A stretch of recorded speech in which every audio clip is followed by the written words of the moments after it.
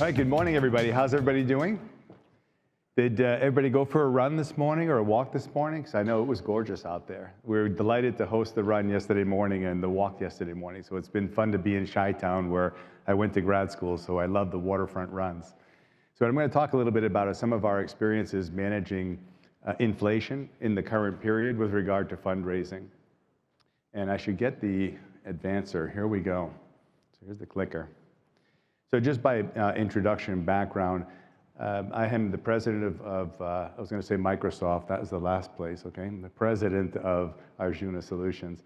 I've been with the company about 4.5 years. I did work for Microsoft before this. I was responsible for competitive strategy and go-to-market, and I ended up retiring from Microsoft and had the good pleasure of meeting the founder of Arjuna and started working exclusively for the company, helping us to advance our organization's capabilities in nonprofit fundraising. So what we do is we are a decisions as a services company, and we focus exclusively on nonprofit fundraising. And what I mean by that is we render the decision about how much to ask of a donor through our particular capabilities in artificial intelligence. We use behavioral economics modeling and a patented form of artificial intelligence to model donor sentiment. From the donor sentiment, you can convert with a high degree of accuracy the amount that a donor will actually provide as a gift in a variety of campaigns, and it can be used across a number of different channels of solicitation, whether they are digital or they're analog. In terms of the history of the company, we were established by a professor of decision sciences at Johns Hopkins University. You may have heard of him. His name is Adam Treiser. And we established the business in 2013, long before I was here. We received our patents in 2014 for artificial intelligence for consumer pricing, and one of the scenarios that patents are associated with is nonprofit fundraising, for getting these particular gift amounts correct and determining things about when to solicit a donor. 2018, we decided to then move the organization's capabilities to the mass market. So we spent 4 years working with nonprofits in research and development. In 2018, I was actually brought into the company to help them commercialize the business and expand it across the nonprofit sector. The only thing we do is nonprofit fundraising, that's it. So as a result of that, we focus in direct response fundraising for gift values between $15 and $10,000.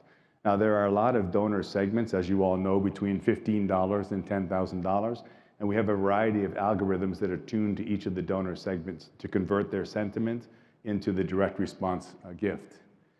We became, over the last 4 years, quite expert in refining the technology, developing the different algorithms for different segments, and then being able to implement that with high fidelity. We made a decision about 5 years ago not to actually sell the technology into the customer location. It was much easier, as customers asked us over and over again, to do the work for them. So we only deliver this as a service, and we partner with the marketing agencies that are providing the campaigns. We are very easy to partner with. There's no technology to deploy, and we work collaboratively very well with customers and the marketing agencies to implement these services. We also moved into a real corporation.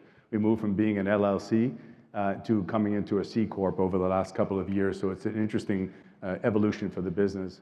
The most important part of this whole slide is the last bullet. We've processed over 10 billion records over the last 4 years. So think about your donor file, think about how many records you process, and think about how incredibly large that is. And what's more interesting about this is we always start with our clients with a pilot, and so we're doing a relatively small volume, and then we use the justification from the business performance to expand from there. And even giving that limitation, we still processed almost 10 billion records. And we've influenced about $100 million over $100 million in fundraising. So what I wanted to share with you anonymously is a variety of case studies about where our clients are managing inflation right now. So I'm going to talk about focusing on improving net proceeds, optimizing donor lifetime value, personalizing the relationship of the investment in relationship investment decision at scale, and finding new value in the lapsed donor campaign, and then measuring fundraising performance. So these will be our areas of topic today. So if you think about the environment, all the headlines here are very familiar to all of you. You know, the challenges with inflation and the challenges with episodic giving. So if I summarize these into a few points, My experience, at least, was in the fourth quarter of last year. I don't know what you saw. We started to see a lack of elasticity below $100 in terms of being able to sustain donors and being able to enhance fundraising. It was particularly acute under $50 segment. So we started seeing that there was a phenomenon here where all of us, if you happen to be vaccinated, which we were all vaccinated, as soon as I got that second vaccination, my children got that, my wife got it, we were like, okay, we have a new lease on life, and we came out of hibernation. And what did we do? We hit the restaurants, we started traveling, we started buying clothes. Although I love wearing sweats, I actually had to buy clothes, And so I started getting back into the environment of leading a normal life. As a result of that, my discretionary income, like everybody else's, was suppressed. And my interest in making a nonprofit gift was not that high. And so as a result of that, our giving levels went down, the number of gifts we gave went down relative to how we had done this over COVID. So as a result of that, you started seeing with us and many other donors, this lack of elasticity. Now in the customers that we serve, this segment of below $50 in particular is 73% of the population. I don't know what it is for you, but this is a very common thing. I saw one the other day where 81% of the gifts were below $50 in the organization. So as a result of that, if you have a population that all of a sudden becomes a little bit inelastic and they don't participate as often, it starts to have a material impact. And what we started looking at is how do we address this, which you'll hear about shortly here. And then at the same time, the cost of fundraising started going up substantially. So it affected everybody in two ways. On the direct mail side, you had the rising cost of paper, envelopes, postage, freight, labor, and freight was the one that was the most expensive of all these areas. I think I heard one the other day where the client was telling me, I believe it was 19% increase in freight, and that was the biggest expense hurdle that they were facing. So when they start looking at the direct mail piece, there are situations where they say, well, how do I address this? And the normal reaction is either I ask for more fundraising dollars, and that's always easy to get, right? More fundraising dollars? I don't see any hands up, okay. You don't get more fundraising dollars, right? So then you have to cut your costs in fundraising. And this is where I see a lot of inelegant solutions, which is basically I'm gonna stop doing something. And to stop doing something as a blanket decision is usually detrimental, as you know, just from your own personal life. You have to surgically decide where you're going to reduce things. We'll talk more about that. But the other pivot I always heard was, let's move everything to digital because digital is free. And I don't know where that concept came from because I've been working in digital for 25, 30 years with Microsoft and Xerox, and there is no free in digital. But I think what people feel like is, hey, I can implement my infrastructure, and the more I use it, the lower my cost is, per unit of using it. That's also called brand harassment, right? Because the more you use it, the worse the donor feels when they're being over-solicited. So as a result of that, you started seeing a different phenomenon, is the cost of the platform was going up, so digital was more expensive, or is more expensive, and the number of apps in the platform are also causing the cost to increase a lot. And most importantly, the expertise in this area of the digital fundraiser, if they're really good at it, that talent is very precious and they're being recruited by commercial entities.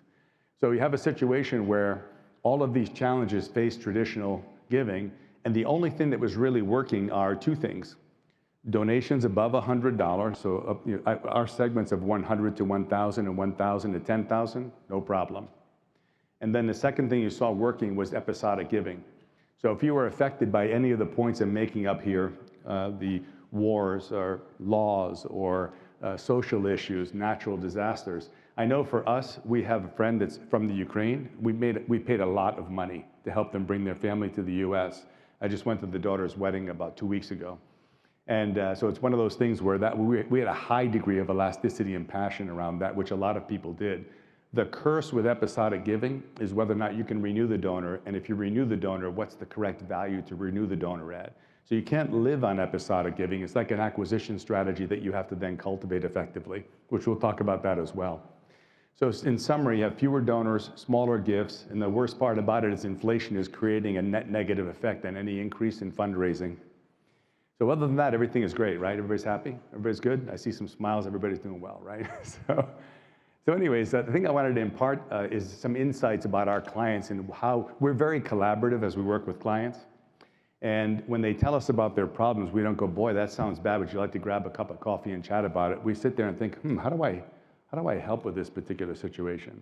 I had a client about a year ago ask me about planned giving, and I thought about that and thought about it and thought about it, and I said, I think I actually have a solution for you. If I did this, that, and the other, would that make sense? And she said, I'm really interested to try it. So all I'm trying to say is that when you listen carefully and come up with some solutions, you can change your business, especially as a service, very quickly to adapt to the existing environment. So the first point I wanted to talk about is what to focus on. This is our 2 cents, is focus on driving net proceeds, not driving an increase in revenue. And so what I mean in this area is specifically that you have to create a dynamic economic model for each individual donor. And dynamic means that it is constantly refreshed every couple of weeks or every month. And so you're looking at how much are they giving and how much are you spending to secure that gift. And it's not done in a blanket way, or it's not done just revenue, just expenses. It's looking at the donor at the moment and saying what's the right amount to ask them about to retain them as a donor, and how much money are you willing to spend to secure that gift in a direct response format across digital and analog areas of solicitation. So improving net proceeds is a very straight formula. It's just simply the average gift times the number of donors minus the cost of engagement or the cost of solicitations, whether it's digital or analog. So I'm going to take this and break it into its subcomponents. So if you look at behavioral economics modeling, so this is the flavor of AI we have patented. It's called BEM AI. It's behavioral economics modeling AI. And what it is, if I look at the numerator, is number one, how do we enhance the lift in annual giving today? That could be from converting to a sustainer gift as well. It's not like it has to be an annual gift. You can do either one. We have clients doing both. And once you get today's gift to be optimized, it has to be optimized with the goal of retaining the donor. If you lose the donor, then we're failing. So that's a really critical part of this. The second part is you have to be, in this case, in a situation, whoops, there we go. I picked up the wrong remote. Thought I had a little, this is what I'm looking for right here. Let's see, aha, now we're in business. And so the second point is how do we optimize lifetime giving? So whenever we're looking at retention and gift optimization, it is for a lifetime of giving, and the lifetime of giving is donor and nonprofit specific. It's not a standard formula. So that's the second piece. And then the third piece is how do you advance these donors over the course of their lifetime of giving across the donor segments? We measure this all the time. So this is your numerator. Your denominator is how do you optimize solicitation costs? How do you bring them down?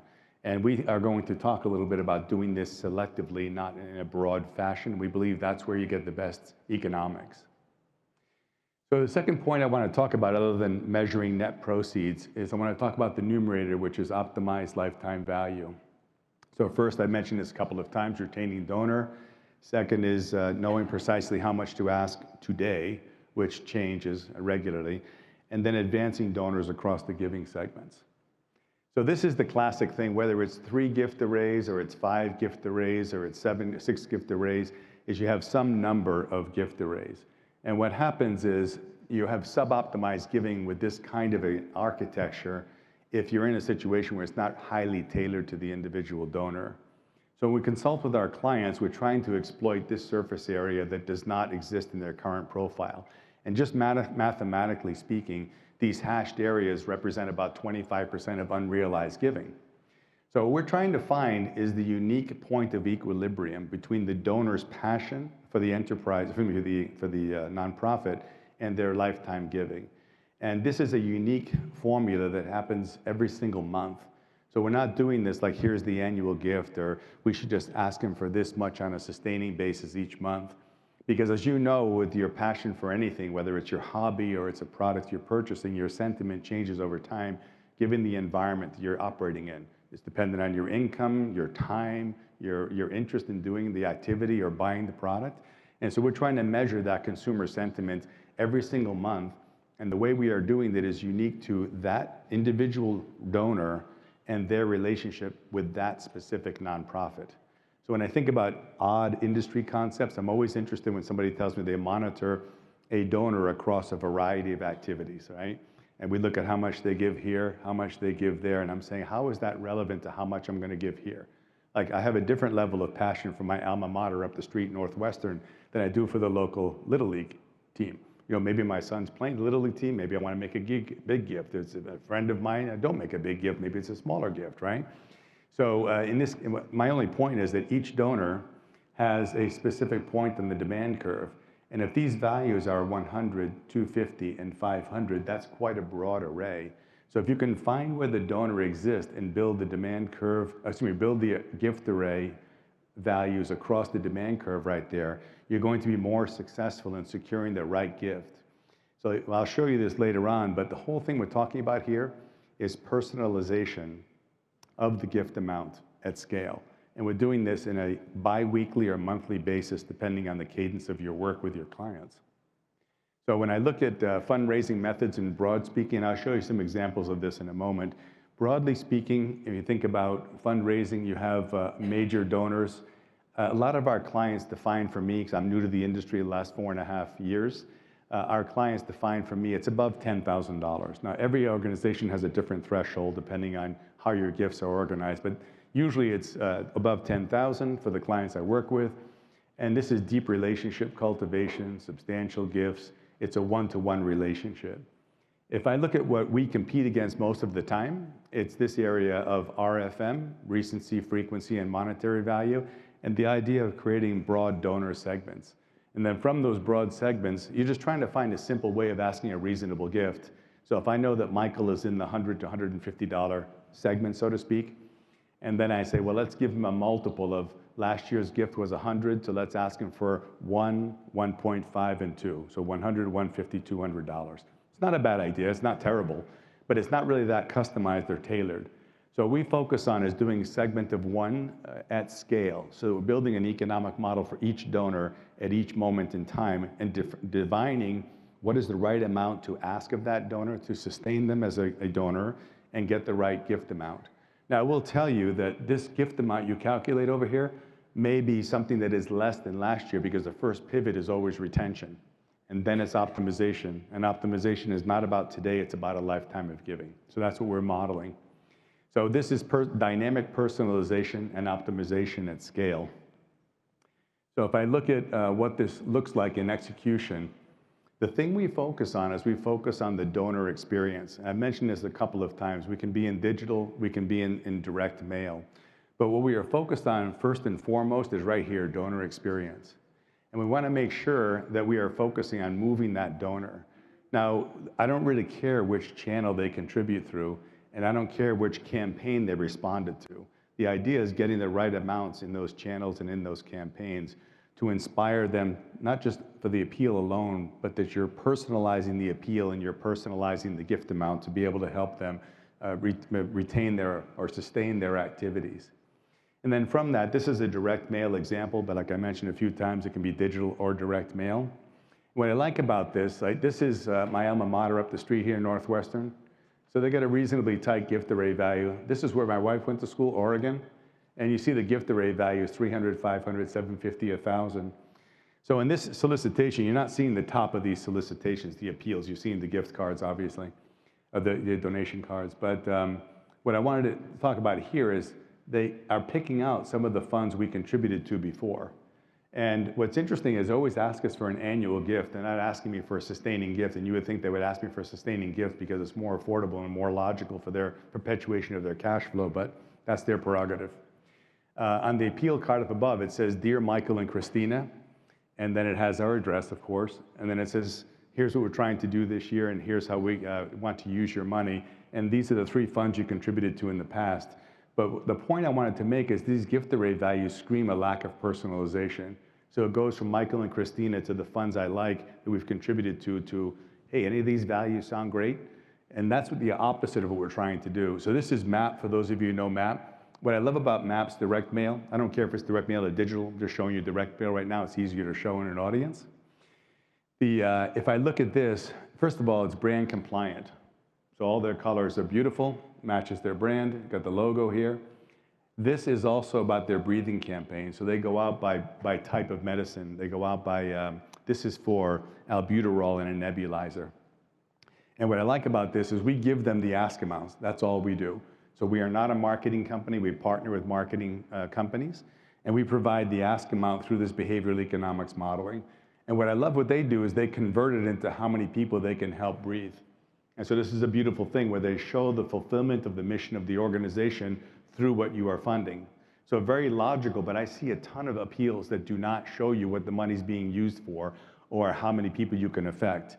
We had one a little while ago, Living Beyond Breast Cancer, where all the incremental money that they gained from us helped them establish a new program for African American women in specific types of breast cancer. And that just motivated the daylights out of me, and that has now a huge amount of momentum on its own with those fundraising activities with them.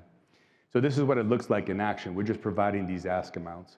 And we don't care, by the way, if it's 3 values, 4, 5, 6, but that's the value add here to get the incremental giving. And this is what it looks like over the course of a year. So anybody that is bringing artificial intelligence to you, it's extremely important that you understand what the artificial intelligence does and how it operates. And if anybody tells you it can be up and running in a month or something like that, that's just insane. Because artificial intelligence, if it's a learning type like ours, it's unsupervised AI, where it's teaching itself, and it uses a couple of other forms of AI to educate itself, including machine learning. The point I wanted to make is this is what it looks like over a solicitation period, 60 days, 60 days, 60 days. What we do normally is we're doing fundraising every month normally with clients, is they're doing a monthly campaign. And then what happens is we have a baseline discovery period. And that process is where we are actually using our unsupervised AI to model the entire donor file and determine what we think each individual donor is going to give at that moment in time. This is not a capability assessment. So there's no idea of screening somebody's wealth. That's completely irrelevant. What we're trying to understand is what's their passion, their sentiment about the organization, and securing the optimal gift to retain them as a donor. In this case, this was a client. I have anonymous here, so I have a lot of anonymous results I'm allowed to share, but we have case studies on our website if you wish to review those. So in this case, this was the first 60 days. I know who this client was. This was a lapsed campaign. We love lapsed. So in this case, 25% increase. Then you have the first round of applied learning, is what did you learn here and how do you apply it in the next round of learning and the next round of learning. These results are outstanding, but lapsed is usually pretty ripe for us.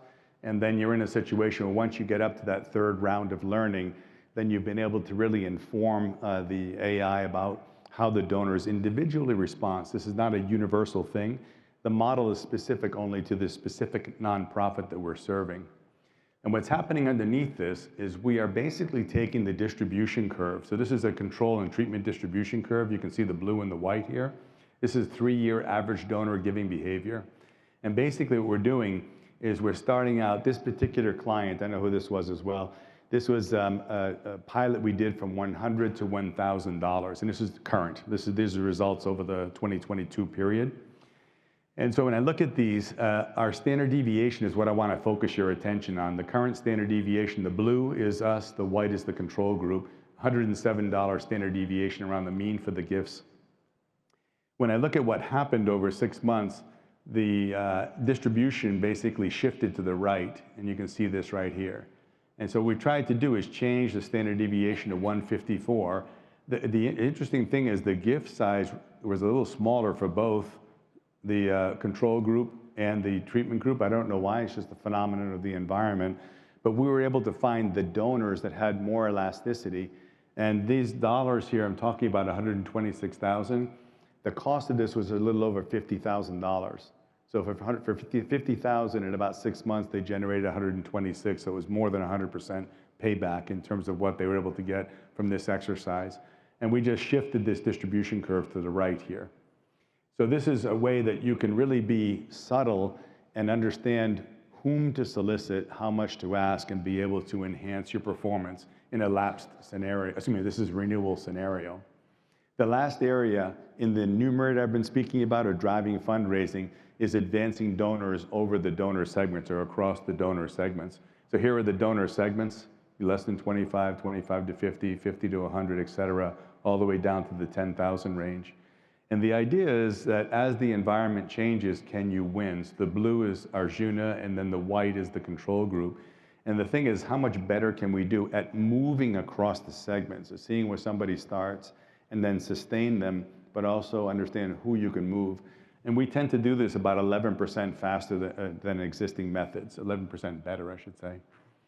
In some cases, you're going to have a lower gift. Nobody wants to see a negative number, right? Everybody, oh, can't have lower number. And I would say the most important thing is retention, and then ideally converting them to sustainer. And third thing is making sure you get a good gift.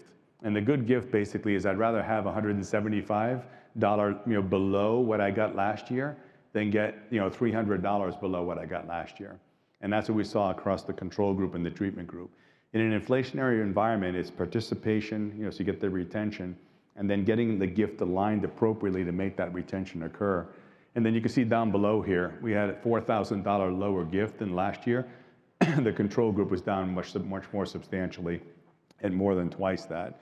Nobody likes to see a negative number, but these are the real case studies. This is what it is.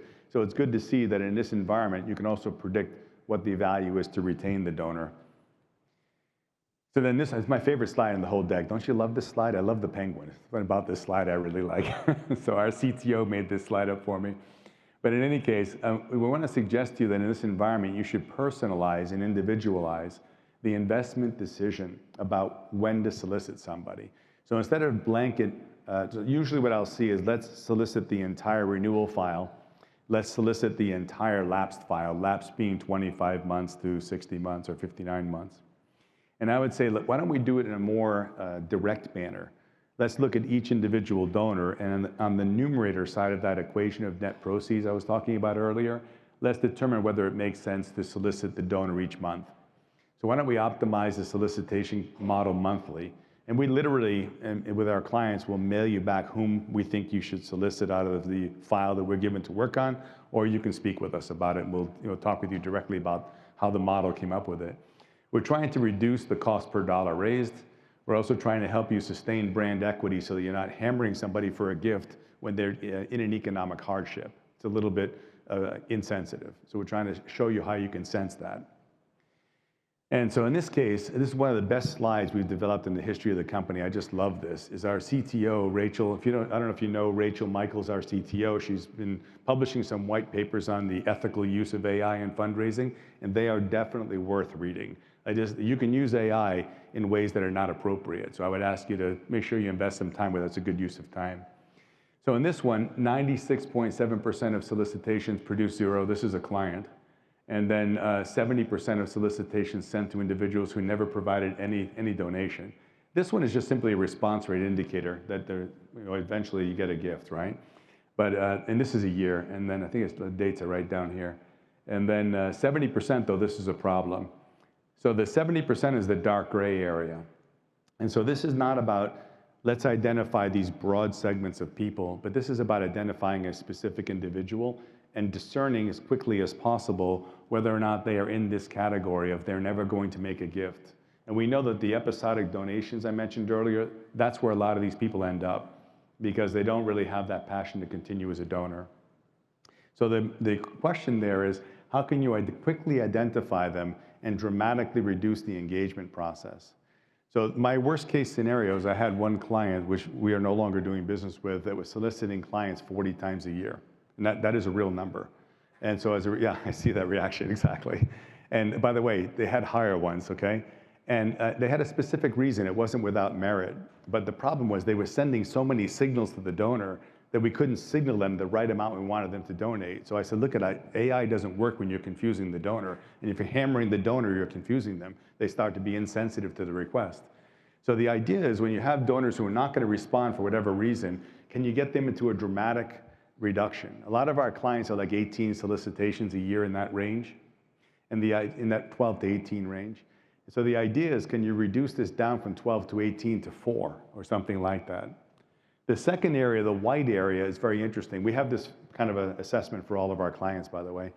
The second one is more fun, which is basically I'm making a gift once a year. And so if I'm a one-time donor, which is usually my profile, is how do you solicit Michael the fewest number of times needed to optimize their lifetime giving today and over a lifetime?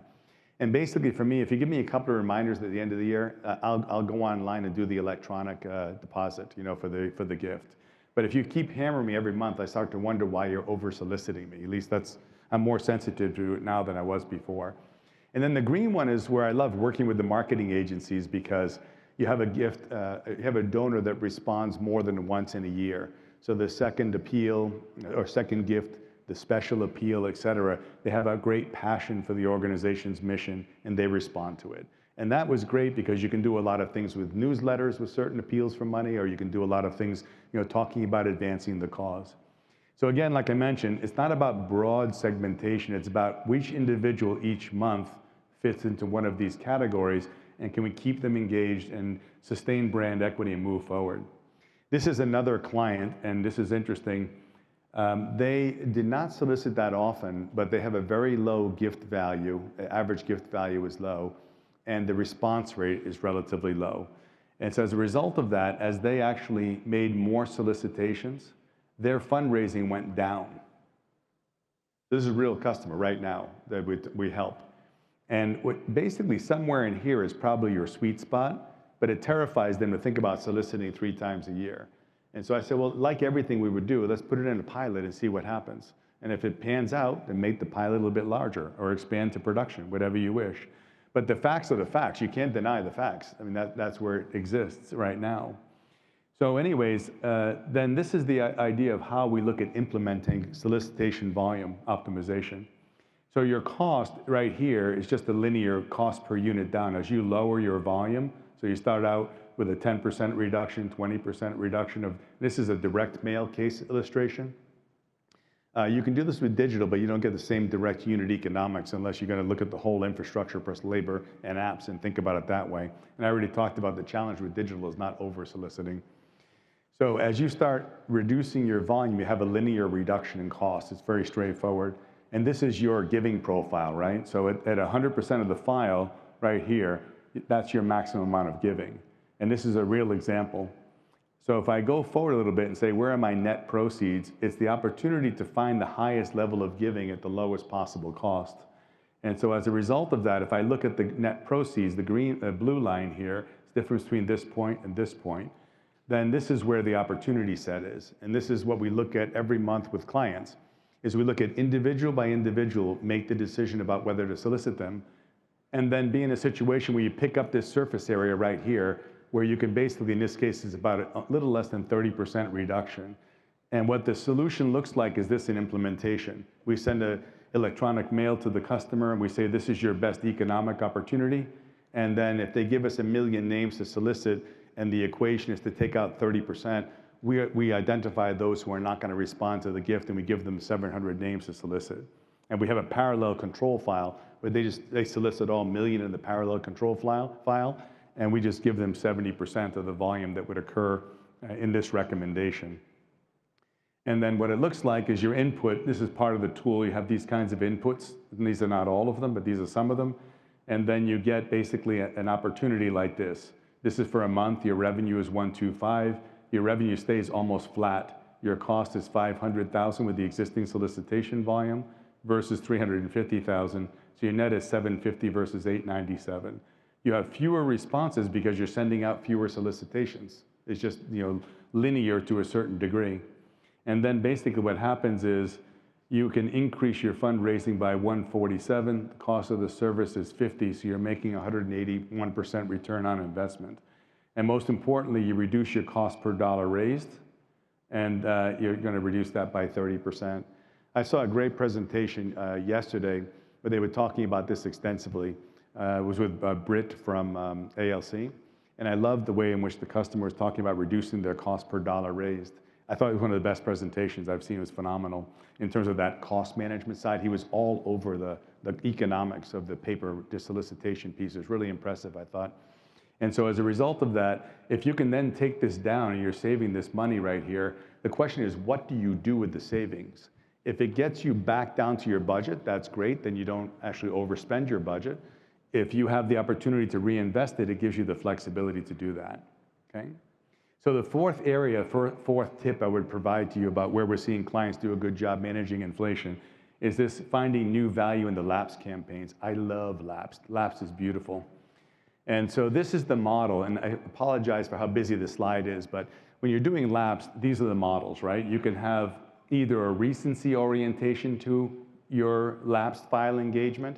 So usually I don't see clients doing 100% of the solicitation against the lapsed file.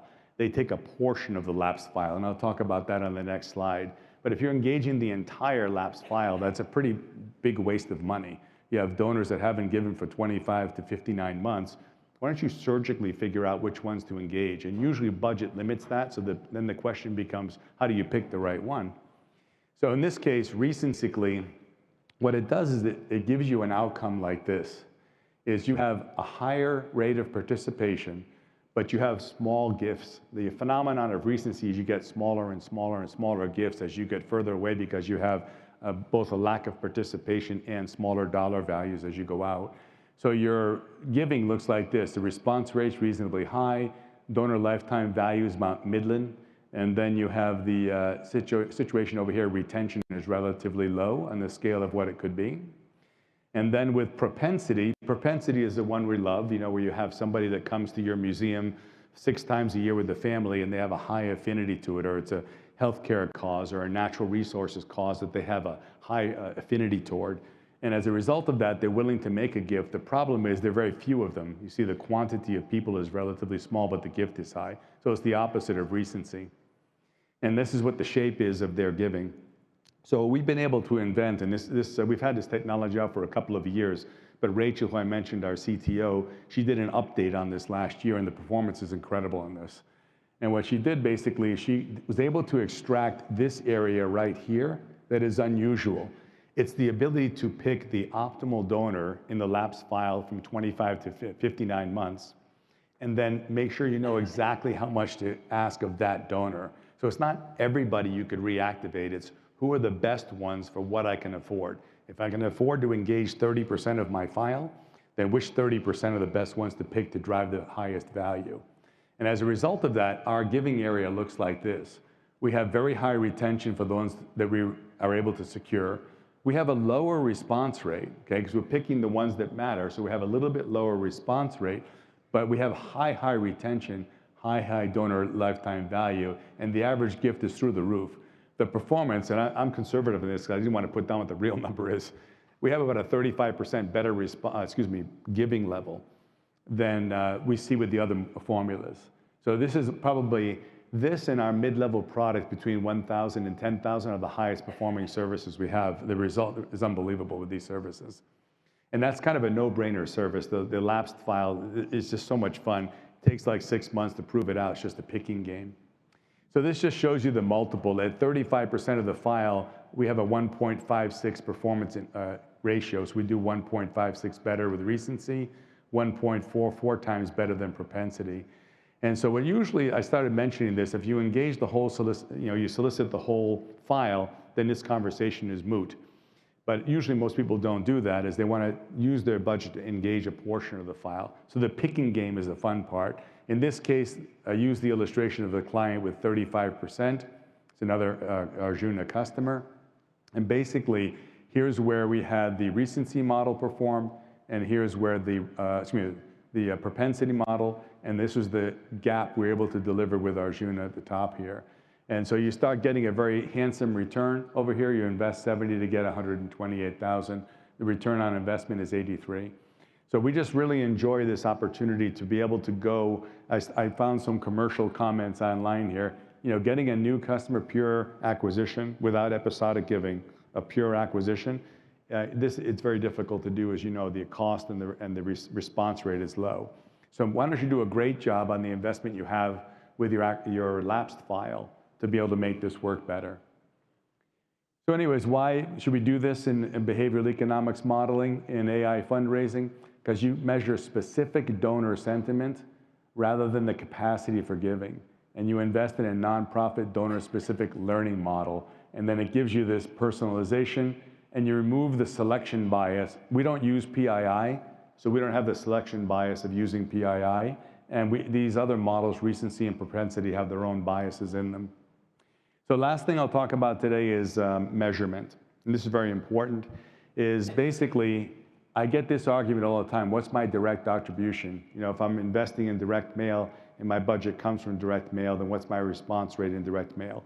And I got to tell you, I fall asleep when I hear this discussion because it's nonsensical.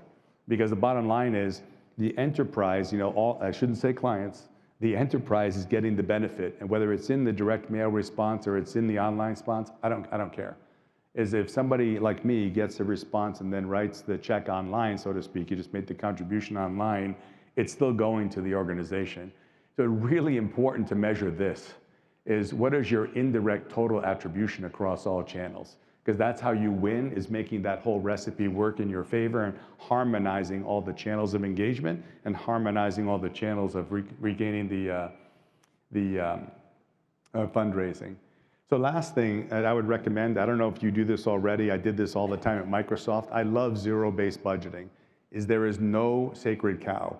Every year, every single project has to be racked and stacked on strategic impact, that's one of the scoring aspects, and then return on investment, and then looking at the risk and viability of the project. I was the chief operating officer with Microsoft in the US, I use this religiously. I looked at it every quarter. If projects were not on track, I started doing dynamic resource allocation to be able to get things into better investment pools. When this starts happening, I think this is a wonderful way to mitigate inflation, because if you see a dud is in the field, then you can quickly change that out and reallocate to something else. And I would encourage you to, if you haven't used this methodology before, there's a lot of budget methodologies. What I see too much in the industry is I make a decision 18 months advance and then I'm locked and loaded for the next 18 months. And that does not make sense in an inflationary environment. So anyways, that's it. Focus on improving net proceeds, optimize donor lifetime value, personalize relationship investment decisions at scale, find new value in lapsed, and then measure things appropriately. I appreciate your interest in paying attention, but question time. Great. Thank you, Michael, for taking us through Thanks, that. Anne. So we have some great questions here in the Q&A. So pretty popular one. Do you look at an individual's giving across other organizations or only the behavior within that particular club? Well, I hate to say this, but that is a great question. You know, everybody always says that's a great question. You really wonder if it's a great question. That's a great question. We have some really smart people in this I room, guess so so. I expect nothing less. You guys must be doing fundraising professionally as opposed to me. I've never done that. But net is we actually don't look at the other organization's information because that would actually contaminate the process of what we're doing. We're building a model that takes a year to build of those 3 learning periods. It takes a while to build a model, 9 months to 12 months. And it's only pertinent to that organization and the relationship between that donor and that organization. Looking across, like I talked about earlier, somebody's habits giving elsewhere, totally irrelevant. Great. So another popular one, reducing mail volume is pretty counterintuitive to us as fundraisers. So how do you know that by doing this, it won't hurt fundraising? So this is something we've been modeling for a while. You'd be surprised the millions of records we've already put through the process of this. And I would say that everybody I tell them in nonprofit fundraising with right now, what's the first response besides them falling dead that I'm not in commercial markets any longer? The first response is I get so many pieces of direct mail, it's killing me. I don't even look at my email. So I think everybody intuitively knows that there's an opportunity there, but it is not a blanket opportunity. And because we can measure the sentiment involved, it gives us an opportunity to be able to know selectively which donors have a preference and an orientation to giving by getting that solicitation. And like I would suggest with everything, if you can do it in a pilot, so you see it first rather than just blanket rolling it out, then you prove it to yourself. Great. So to build these individual models, what information do you need from the nonprofit organization? So we just need your existing data. We take the donor database that you have and we do a secure file transfer up to Amazon Web Services where our algorithms exist. Our algorithm, the master algorithm, is called Personalytics. It creates 2 decision categories, exact ask and exact donor. Those are the 2 categories. And then we want to do that transfer without PII. It's highly secure. It's individual to the nonprofit, and there's only one database for each nonprofit, a virtual database that we create to do our modeling. So that's it. Great. So next question here, is there a specific campaign type or sequence that you would prioritize? Where we would like to start is with your renewal file, because that's a real sweet spot for us. And then based on your response rate, your average gift, and several other factors that we screen for, we'll determine which part of the file gives you the best scalability and financial impact. And then from there, aside from the renewal, then we go right to the lapse, like I was speaking about, so it's good pickings. Great. So in reducing contacts to only 4 times a year, do you count cultivation pieces like thank yous or newsletters as a solicitation? So it depends on whether you use it for that purpose. So if there's a gift array value in there, then yes. If there's not, then more relationship development than it is the straight gift array solicitation. If you want for us to advise you on whether to do it with that cadence, we can also provide you with that insight. You can determine whether to use that in your quantity of solicitations. All right, So this next question, putting you on the spot a bit here, Yeah. who is your competition? Oh, just get me right with the live, right? So our competition is what I mentioned earlier. It's not a company, it is another model, right? It's the RFM, and then the opportunity to look at each donor segment with a certain multiple. The one we compete against the most is 1, 1, 5, and 2. I do see some rudimentary uses of AI, which I would almost look like it almost tends to be toward regression analysis, where I see some rudimentary uses of AI starting in the industry. But we have intellectual property in this space, and we think we do a really good job, not just because of that, but as a result of doing almost 10 billion records and refining the capabilities of the algorithms. I like this question because I think it comes up across a lot of things we do. So given your experience in the nonprofit sector, what are the biggest barriers to starting or continuing to use these capabilities? So I would just say it's habit and momentum. And I would like to say it's something more brilliant than that, but if there's an existing relationship with your marketing agency and you guys have made some bets and you don't want to change anything, you're locked and loaded and you're inflexible, I can't help you. You got to be flexible. And a lot of our solution for the inflation management was about adaptability and flexibility, and we give you that insight. And we want to partner with your marketing agency and with you to show this other practice and start in a pilot and see how it works. So just going down the list, do you need a certain volume or a gift size to use behavioral economics and AI, and are there minimums or maximums? So we tend to have larger clients because we have 3 types of AI in our solution, and one is reinforcement machine learning, and that works. There's more than this involved, but the frequency of engagement with the donor and the volume of engagements informs the algorithm about how the responsiveness is going. So the larger the file, the more insight we have more quickly. We don't really have necessarily a limit on that, but we look at other things like your average gift value or your median gift value, your response rate as well in determining whether we can serve a client effectively. And I just show clients what we think the projected economic gains are. And if that's not worth your time, then let's not do it. You know, we're a very small company. We're 25 people now, so we're still growing as a company. We're adding headcount, by the way, if anybody's looking for a job.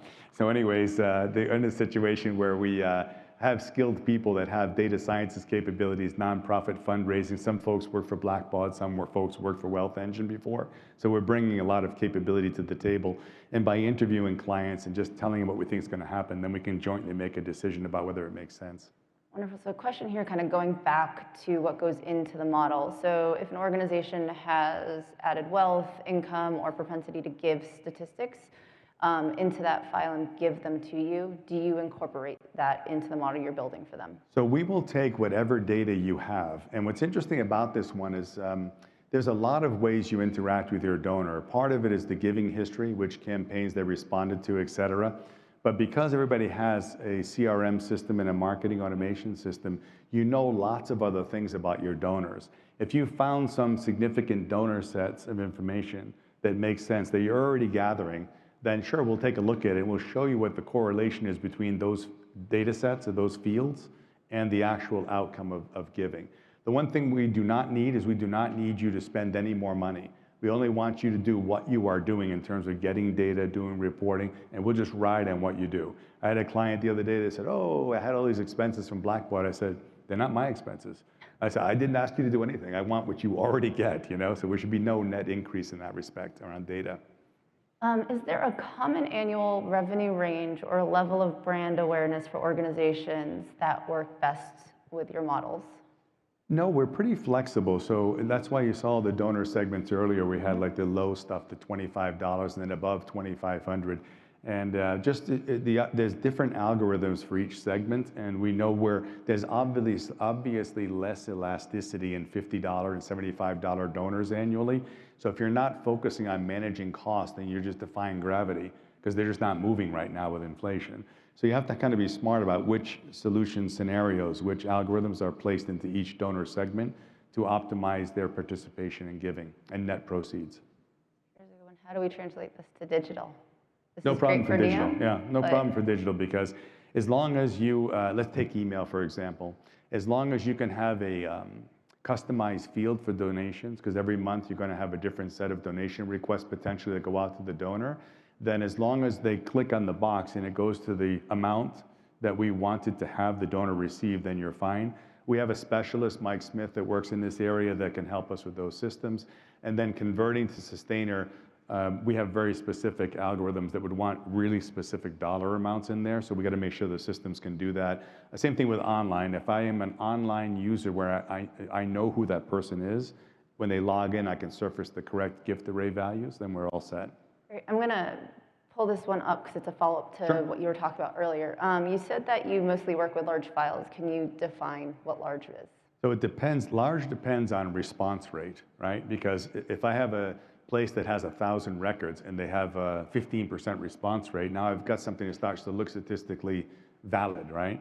If I can't get a statistically valid and accurate response rate in terms of a quantity of people, then it doesn't matter.